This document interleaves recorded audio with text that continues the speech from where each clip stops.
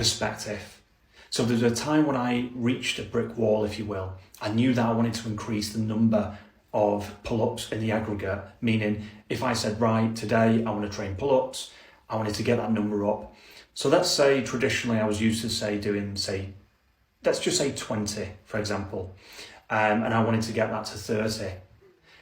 The best way that I transitioned was to change the perspective by looking at the number that I wanted to achieve and then breaking it down into component parts. So traditionally, I used to go to the pull-up bar when I knew that I could perform strict pull-ups, and I'd crank out as many as I could do to failure. So let's just say for the purpose of this exercise, that was 10. I knew that I had 10 remaining to get to the 20. So technically I could do 20 pull-ups, 2 sets, 10 reps max, done.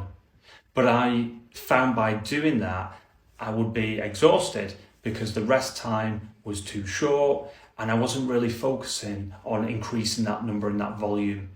When I looked at that and I broke it down, I thought, okay, if I can take the 20 and I can do 4 sets, 5 reps max, how will I feel at the end? So I tried this as an approach, and then I started to focus on the rest time. So set 1, 5 reps max, rest for 30 seconds. Set 2, 5 reps max, rest for 30 seconds. I've already achieved 10 pull-ups now, and then I'd repeat until I got the 20. And what I found by doing that was it was a rhythmic approach on my body, so my physiology in my mind.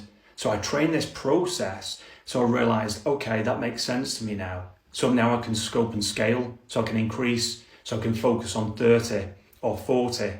So I took the process of the reps, sets, blocks, and milestones. I moved away the ego of how many pull-ups can I crank out as fast as I can. And I put a system in place, even though right at the beginning, just doing 5 pull-ups felt super easy and I didn't feel exhausted. It's because I was in it for the long term, the long game.